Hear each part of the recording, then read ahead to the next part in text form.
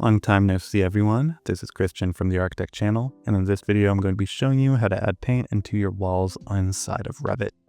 So first I'm just creating my wall. I'm getting rid of the annotation elements so I can see better, and I'm going to add some texture and some shadow. And now we're ready to get started.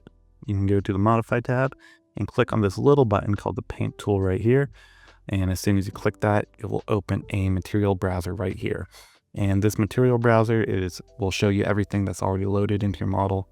Of course, I already have mustard yellow loaded into my model. So it's as easy as clicking your material, clicking your surface, and boom, it's a one-click apply. It will only do one side. So if you want to complement that mustard yellow with some lipstick red, I think that's a very good choice. If you're not finding any materials you like inside of this mini material browser, you can always go to your bigger material browser by going into Manage tab and clicking on Materials. And this will show you everything loaded in your model so far. And if you go in this bottom half and click Home, AEC Materials, this will show you everything that isn't loaded into your model yet. So it's separated by material category.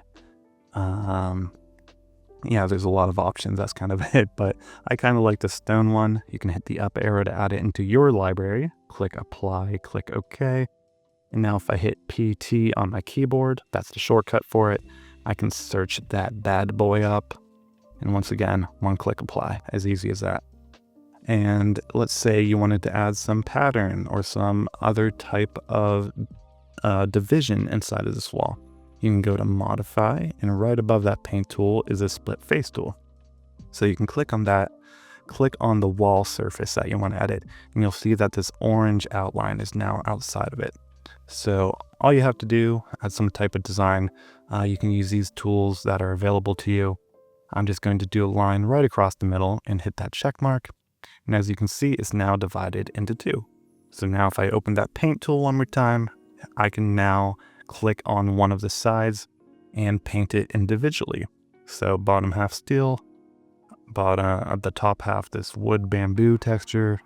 Absolutely beautiful, stunning, amazing. I think I should have won an award for this.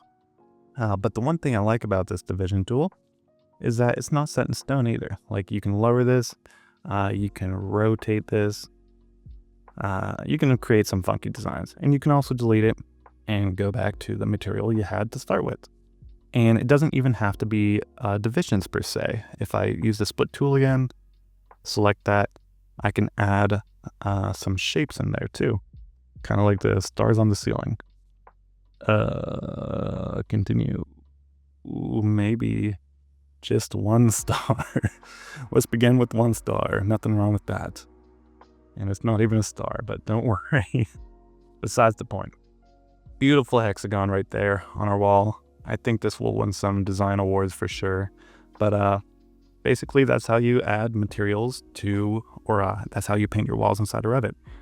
If this helped you, remember to leave a like. More stuff coming soon.